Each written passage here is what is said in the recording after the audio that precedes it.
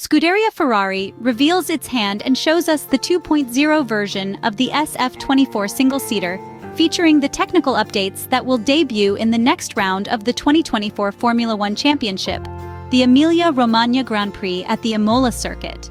A different aerodynamic shape that carries a specific purpose, to enhance and improve the car in all areas. The first version of the 2024 Ferrari car has been described as conventional, an F1 car that, according to many, didn't dare to innovate to avoid potentially irreparable mistakes. However, the operational plan was clear in the minds of the strategists within the sports management. On the other hand, the red car is following a particular technical path, playing the role of the Red Bull challenger. To do so correctly, it preferred not to rush the process. The certainty of having a solid foundation was crucial in the approach, which obviously, in the meantime, had to involve a general restructuring of the Italian F1 team. We're talking about a comprehensive vision that provided the right assurances in all areas of work: strategy, assignment orientation, and the relative definition of roles, track organization, and everything else. Frederic Vasseur was very adept at finding the perfect balance, instilling confidence in all members of Ferrari focused on a single goal: achieving a significant qualitative leap. The Prancing Horse team takes advantage of the second filming day at its home racing track in Fiorano, allowed by the regulations, with the primary role of shooting commercial footage with the new HP logo on the bodywork and wings. The day actually began with a run-out of the F-175 driven by Arthur Leclerc, the Scuderia's third driver, who is expected to alternate with Ollie Bearman.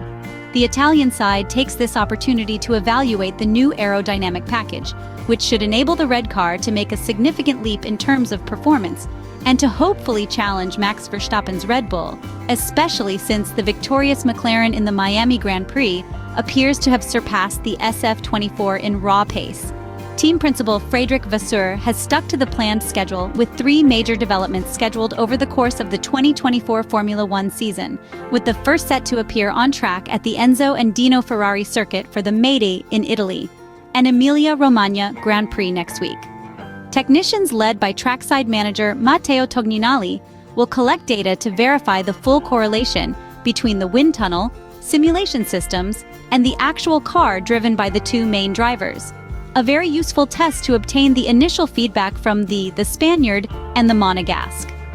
Charles Leclerc and Carlos Sainz will be able to assess the potential of the first evolution of the red car. This opportunity will allow the historic team to gather the first feedback on the setup ahead of the Imola weekend, as the information collected today will then be processed later at the simulator. This morning, Charles Leclerc started work at Fiorano. He will complete 100 kilometers in the morning, while Carlos Sainz will take over in the afternoon. The Monegasque driver has started getting acquainted with Brian Bozzi, the new track engineer who has replaced Xavi Marcos. From the first images, we clearly see that Ferrari has changed its approach, aligning more closely with the concepts of the Red Bull RB20, which were also adopted by the McLaren MCL38 last weekend in Miami, when the team led by Andrea Stella introduced its own U-dates. It should be noted that the side pods with the visor instead of the tray in front of the radiator inlet are not the result of copying after seeing the first images of Adrian Newey's car, but rather the work and contribution of the Red Bull technicians that joined the Maranello team in the winter.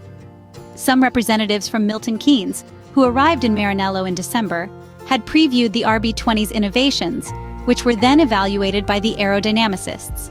The working group, led by Enrico Cardile, took risks. They did so because, as confirmed by Fred Vasseur himself at an earlier time, measured aggressiveness had to somehow be present if Ferrari's aspiration was to beat their Austrian rivals. In the 3rd year of the current F1 regulatory framework, all the elements to produce a car finally in step with the most effective dictates of the regulations were present. The main goal is to increase downforce without compromising aerodynamic efficiency. The new side pod inlet, with a radiator cooling intake that appears decidedly narrower, allows for a different flow pattern, favoring greater airflow under the floor and thus reducing the undercut on the side, which is now more aggressive without shifting the radiating masses, but by adapting the ducting to the new shapes. It's not surprising, therefore, that even the upper part of the side pod has a different design, partly abandoning the channel that characterized the SF-24 single-seater in its early stages in order to improve the efficiency of the beam wing, in the hope of reducing rear wing resistance. The Cobra profile on the sides of the halo attachment to the chassis is also very intriguing.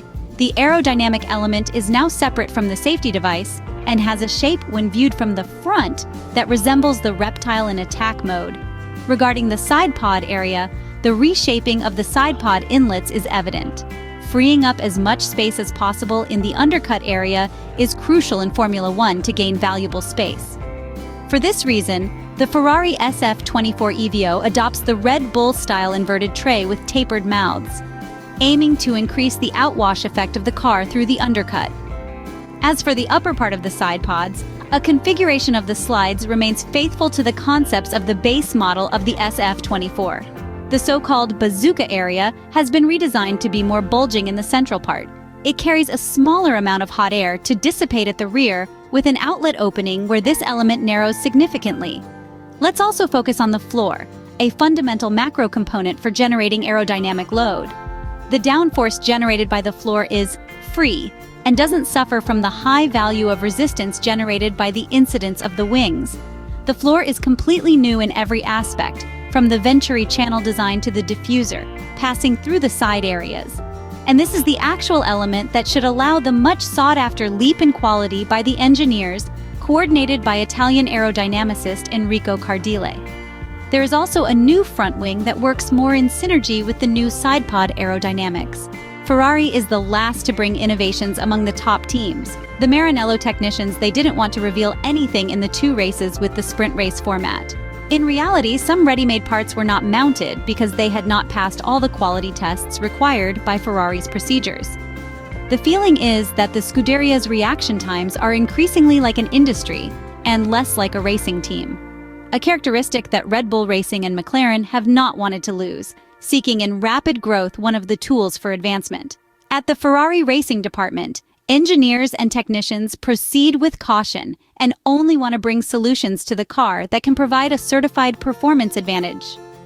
Beyond Frederic Vasseur's cautious statements after the Miami Grand Prix, where he downplayed the value of the updates, the hope is that at the Imola circuit, Ferrari can show a visible improvement on the stopwatch, even on a track that on paper does not suit the characteristics of the red car. At the moment, quantifying the gain in terms of lap time is not possible, and it's only thanks to the data collected on the track between Fiorano and the free practice sessions in Imola that Ferrari will be able to provide a clear value for the update package.